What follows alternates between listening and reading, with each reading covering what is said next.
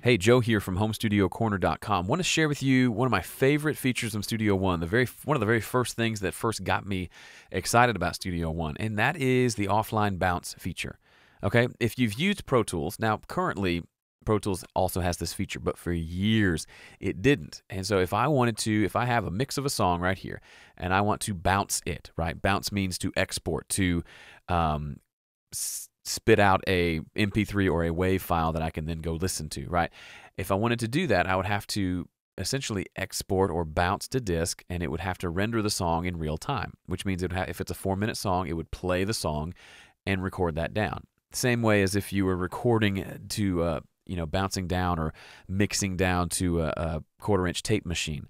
You'd have to do it in real time, right? Well, we're in a digital world. We don't have to do things in real time if we don't want to. So when you get done with your song or a version of your song and you want to listen to it in your car, on your MP3 player, whatever, then you need to mix it down. So come to Song Export Mixdown. Now what's great is I think it defaults to allowing you to mix it down in real time, offline.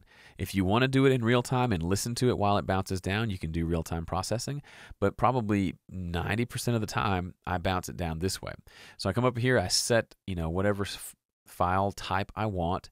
I can name the file, pick where I want it to go, and then I can choose the range. So if you're good with using your start and end markers to mark this beginning and end of the song, then you select this. It'll tell you exactly how long it's going to be. If you want to bounce a different output, I always have it set to main output, and boom, I hit OK, and it starts bouncing. And this is what it looks like. I'll name this test or something. As soon as I hit OK, you'll see it's processing, and it'll take it about, what does it say, about 5 times, 7 times faster than real time. So in about 30 seconds, this song will be bounced, and I can start listening to it, uploading it, whatever I want to do with it. Okay? Which saves a ton of time. Now, if we're working on music, it's not a bad thing, right, to listen to your song one more time as it's bouncing down.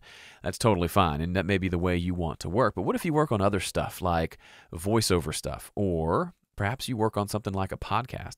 I do a weekly podcast over at Home Studio Corner, and currently the length of those is 30 minutes. Now, when I used to do podcasts in Pro Tools, what do you think I had to do when I was done editing my podcast and it was time to release it? I had to export it and let it sit there for 30 minutes while it rendered it. Now, imagine you're listening and you hear, oh, there was a mistake. This transition here wasn't right. You've got to stop, fix that, and then re-render the entire thing. And if it's 30 minutes, that's 30 minutes. If it's an hour-long podcast, that takes an hour.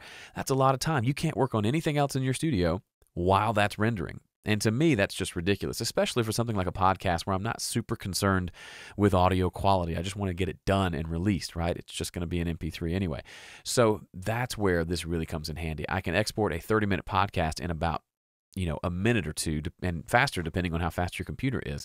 And then I'm on with my day, as opposed to having to spend potentially a couple hours each week rendering things in real time.